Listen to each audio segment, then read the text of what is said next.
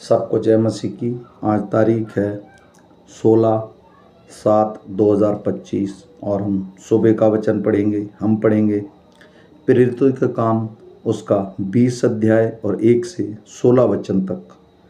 जब हुल्लड़ थम गया तो पौलुस ने चेलों को बुलवा कर समझाया और उसे विवाद करके मकिदुनिया की ओर चल दिया। उसे सारे प्रदेश में से होकर और चेलों को बहुत उत्साहित कर वह यूनान में आया। जब 3 महीने रहकर वह वहाँ से जहाज पर सीरिया की ओर जाने पर था तो यहूदी उसकी घात में लगे। इसलिए उसने यह निश्चय किया कि मकिदुनिया लौट जाए।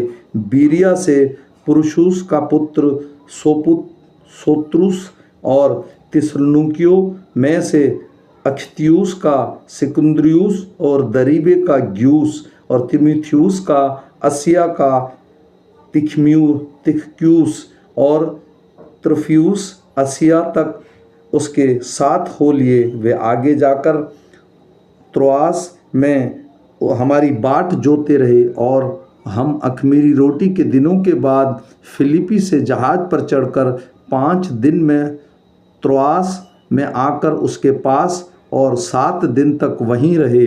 सप्ताह के पहले दिन जब हम रोटी तोड़ने के लिए इकट्ठा हुए तो पौलुस ने जो दूसरे दिन चले जाने पर था उनसे बातें की और आधी रात तक बातें करता रहा। जिस अटरी पर हम इकट्ठा थे उसमें बहुत दिए जल रहे थे और यूतिखुस नाम का एक जवान खिड़की पर बैठा हुआ गहरी नींद से झुक रहा था। जब पौलुस देर तक बातें करता रहा तो वह नींद के झोंके में तीसरी अटरी पर से गिर पड़ा और मरा हुआ उठाया गया। परंतु पौलुस उतरकर उससे लिपट गया और गले लगाकर कहा, घबराओ नहीं, क्योंकि इसका प्राण इसी में है। और ऊपर जाकर रोटी तोड़ी और खाकर इतनी देर तक उनसे बातें करता रहा कि पौ फट गई। फिर वह चला गया और वे उस जवान को जीवित ले आए और बहुत शांति पाई।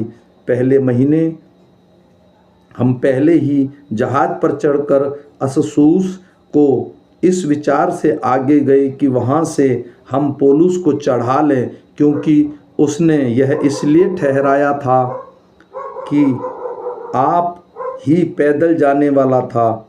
जब वह अस्सुस में हमें मिला तो हम उसे चढ़ाकर मितुलेने में आए। वहाँ से जहाज खोलकर हम दूसरे दिन खियुस के सामने पहुँचे और अगले दिन समूस में जा लगे। फिर दूसरे दिन मिलेतुस में आए, क्योंकि पौलुस ने इफियुस के पास से होकर जाने का निश्चय किया था कि कहीं ऐसा ना हो कि उसे आसिया में देर लगे, क्योंकि वह जल्दी में था कि यदि हो सके तो वह पिन्तकोस के दिन यरूशलेम में रहे। आमीन। हम फिर मिलेंगे शाम के वचन के साथ।